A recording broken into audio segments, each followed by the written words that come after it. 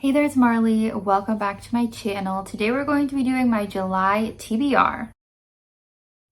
In case you don't know, TBR stands for to be read, so that means we're going to be talking about all the books that I plan to read in July. And once again, we're going to be using my famous TBR cards. They are the Hey Book Lover TBR cards, in case you're wondering. And we're going to be pulling quite a few prompts today, but before we get to that, there are 3 books I already have planned to read for different reasons, so I'm just going to quickly tell you those first, and then we will get into the TBR cards. So first of all, a new release I'm so excited for is With a Vengeance by Riley Sager. I'm actually going to be doing a reading blog for this book. I've done that in the past with Riley Sager's books because he is one of my favorite authors. I just have such a good time reading his books, so I think I'm going to do that again. But basically in this thriller release, it takes place on a train, so I think it's going to be a really fun setting. It's like a closed door mystery because this girl has been wronged in the past. I don't know the details of it, but a bunch of people did something to wrong her, so she orchestrates and invites all of these different people to be on this train because she wants to try to like teach them a lesson or like get them to fess up to what they've done to her. But things take a turn when someone is actually murdered on the train, and she did not plan for that. So now it's a typical murder mystery story, trying to figure out who the murderer is on the train, trying to survive, meanwhile trying to like protect all of these people who she actually does not like. So I think this will be really good. Riley Sager's last release did disappoint me, but I'm hoping this will be another really twisty, crazy one, which is what I like to see from him. Another really highly anticipated release that again I'm going to be doing a reading vlog for is Not Quite Dead Yet by Holly Jackson, another of my favorite thriller authors, but this time she writes YA thrillers. And this book sounds really cool too, because basically we have this girl who gets like attacked, like someone tries to murder her, but she does survive, but she's told that she only has 7 days to live, and this like brain aneurysm is going to activate in about a week because of the injuries that she's sustained. So in this week, she is determined to figure out who that person was that tried to murder her, or technically did murder her because she's gonna die. And so I think this is a really interesting way to tell a murder mystery story. The person who's killed the victim trying to solve their own murder. Can't wait. I give like all of Holly's books 5 stars, so really excited. And the only other book I already have planned is my book club book that I have off of BookTube with my friends. We're gonna be reading Say You'll Remember Me by Abby Jimenez. All of us in the book club have really enjoyed Abby's books, so we're really excited to read her new release, even though I have heard a few mixed things about this one, but I still have hope. From what I know of this book, I believe it's between a girl and her like veterinarian who they don't really get off on the right foot with each other, but then they go on this really amazing date. But there's like a long distance aspect to it. So even though they had this really great connection, distance and other issues are kind of keeping them apart. Sounds a little bit similar to some of her other books. I know it deals with some hard-hitting topics again, some sad stuff, but Abby is normally pretty good at creating a balance in her romance books of the sad stuff and the humor and the romance. So yeah, I'm looking forward to reading this as well. Now for the remainder, I was thinking of pulling 5 cards this time. Normally I only do like 3, but I just think because a couple of these books are thrillers by my favorite authors that I'll probably get through those ones pretty quick. So I think I could probably pull 5 cards, and I'm gonna try to prioritize picking them from my physical TBR that I have over here, just because, you know, the books are adding up and I need to get through them as always. All right, so let's see our first prompt.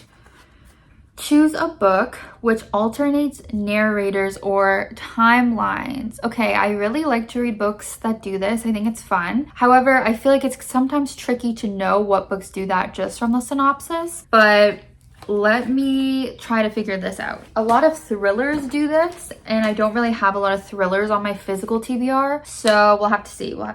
Oh, it's narrators or timelines. It doesn't have to be both. So the alternates narrators is pretty easy. Actually, the first book I just picked up from my TBR has that, but let me keep looking just in case. Actually, no, I think I'm gonna go with this one just because I do want to get to it.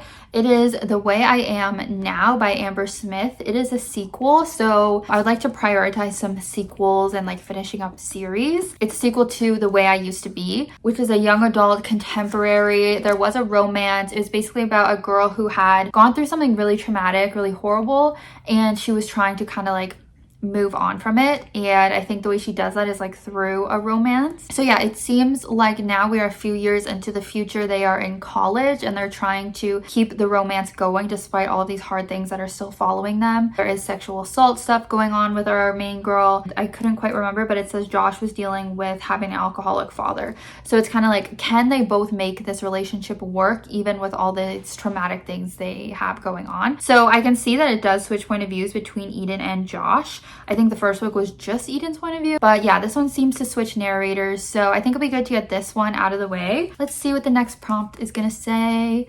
Choose a book which is body positive. Oh, that's nice. But that seems like it might be tricky though, you know? Like it's pretty specific. Body positive. Okay, there is something I found on my TBR. Not that this was necessarily high up on my priority list. I think I must have added this a while ago to my TBR. But there's a book called I'll Be the One by Lyla Lee. It is a YA contemporary novel, which is why I say that of not really wanting to prioritize it, but okay. It's about a girl who is fat and she's kind of grown up being told that fat girls shouldn't dance, blah, blah, blah. But she loves K-pop and she's kind of set to like go against what everyone is telling her. She goes on this competition looking for the next K-pop star, gets an audition, and then it's just basically her experience on this reality TV show. What she doesn't count on are the highly fat-phobic beauty standards of the Korean pop entertainment industry, her sudden media fame and scrutiny, or the sparks that soon fly with her fellow competitor Henry Cho. So this definitely deals with body positivity. Okay, now let's go on to our third prompt. Hopefully it can be from my physical TBR. Choose a book which has a season in the title. Ooh, so winter. Oh my god, I instantly know what I'm gonna pick. But okay, so it could either be something with summer, spring, fall, or winter. But you know what I have to pick.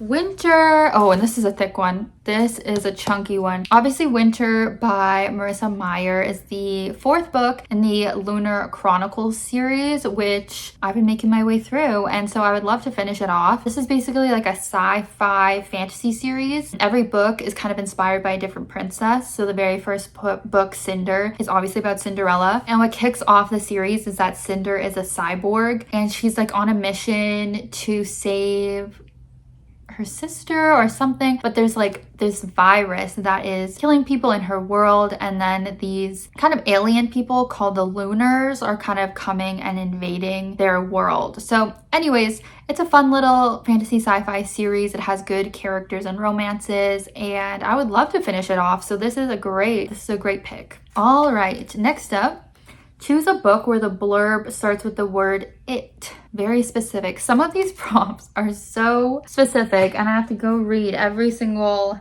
synopsis that I have. Okay, looking for it. No. If. In. Oh.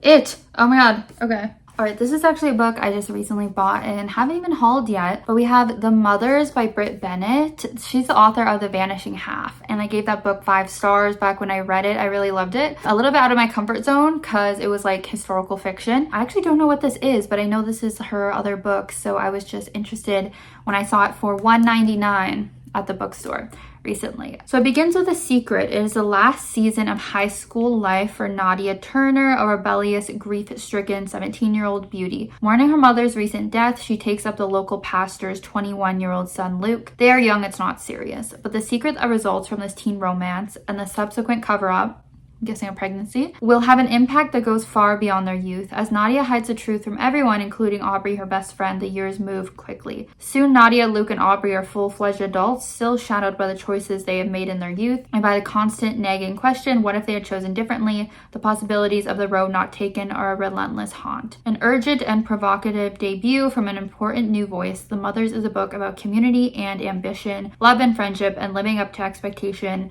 in contemporary Black America. So yeah, I think being called The Mothers, I think it'll be about motherhood. So yeah, this should be good. Again, I really loved her previous book and it seems like this one's pretty short too. So that will be nice compared to this book. Okay, now we have one prompt left. Oh my gosh. Let's see what it is. Choose a book written by a male author. Oh no!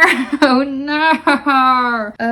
Okay, there might be something. There might be something on my physical TBR. Is there? I think there's 2 books on my physical TBR by male authors, but the one that I want to go with is another one I got for $1.99 from the same bookstore. It's Late Bloomers: The Power of Patience in a World Obsessed with Early Achievement by Karlgaard. This is nonfiction. It was not on my radar at all, but as I said, I just saw it for $2 and just thought I would buy it because I do want to read more nonfiction. Yeah, the fact that it's about late bloomers I thought could be interesting because I feel like, you know, I was a late bloomer in certain ways, maybe not every way, but I feel like a lot of people probably, you know, relate to this. A groundbreaking exploration of what it means to be a late bloomer with a culture obsessed with SAT scores and early success, and how finding one's way later in life can be an advantage to long-term achievement and happiness. Hopefully it's not too US centric. We live in a society where kids and parents are obsessed with early achievement, from getting perfect scores on SATs to getting into Ivy League colleges to landing an amazing job at Google or Facebook, or even better, creating a startup with the potential to be the next Google or Facebook. I hope it's not only focused on like the career aspects, but now I'm kind of worried that it is. Anyways, there's our final book. So we have a good mixture here of course, the thrillers I talked about before, romance, contemporary, literary fiction, fantasy, and a nonfiction. Pretty balanced month. So yeah, that's gonna be my July TBR. Please let me know your thoughts below. If you have read any of these books, let me know what you think of them, and hope you have a great rest of your day. Thank you so much for watching. I will see you soon with a brand new video. Bye.